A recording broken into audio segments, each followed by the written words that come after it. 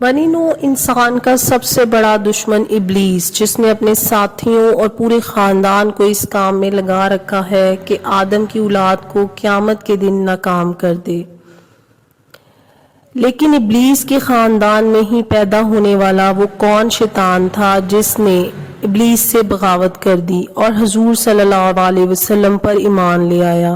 جب اس کی ملاقات حضور سے ہوئی تو اس نے آپ کو کیا بتایا، اور اب وہ شیطان کہاں ہے؟ حضرت عمر فاروق رضی اللہ عنہ سے روایت ہے کہ ایک روز حضرت محمد صلی اللہ علیہ وسلم کے ہمراہ تہامہ کی ایک پہاڑی پر بیٹھے تھے کہ اچانک ایک بوڑھا ہاتھ میں عصا لیے ہوئے حضور صلی اللہ علیہ وسلم کے سامنے حاضر ہوا اور سلام عرض کیا۔ حضور صلی اللہ علیہ وسلم نے جواب دیا اور فرمایا، اس کی آواز جنوں کی سی ہے۔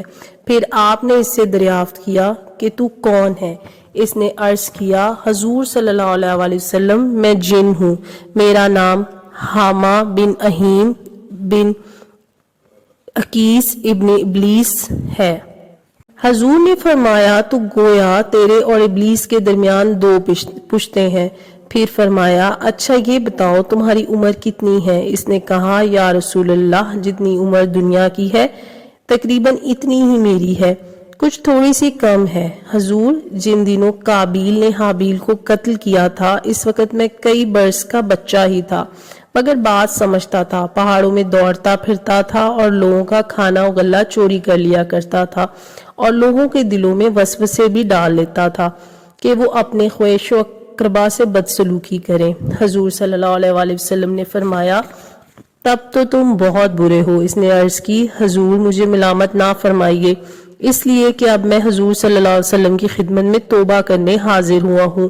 یا رسول اللہ، میں نے حضرت نوح علیہ السلام سے ملاقات کی ہے اور 1 سال تک ان کے ساتھ ان کی مسجد میں رہا ہوں۔ اس سے پہلے میں ان کی بارگاہ میں بھی توبہ کر چکا ہوں۔ حضرت ہود علیہ السلام، حضرت یعقوب علیہ السلام اور حضرت یوسف علیہ السلام کی صحبتوں میں بھی رہ چکا ہوں۔ حضرت موسیٰ علیہ السلام سے تریت سیکھی ہے اور ان کا سلام حضرت عیسیٰ علیہ السلام کو پہنچایا تھا۔ اے نبیوں کے سردار، حضرت عیسیٰ علیہ السلام نے فرمایا تھا کہ اگر تو محمد صلی اللہ علیہ وسلم سے ملاقات کرے تو میرا سلام ان کو پہنچانا۔ سو حضور، اب میں اس امانت سے سبق دوش ہونے کو حاضر ہوا ہوں۔ حضور اکرم صلی اللہ علیہ وسلم یہ سن کر رونے لگے۔ آپ نے فرمایا، سلامتی ہو حضرت عیسیٰ اور اس امانت پہنچانے والے پر۔ پھر حامہ نے کہا کہ میری یہ بھی آرزو ہے کہ آپ اپنی زبان حق ترجمان سے مجھے کچھ کلام اللہ تعلیم فرمائیے۔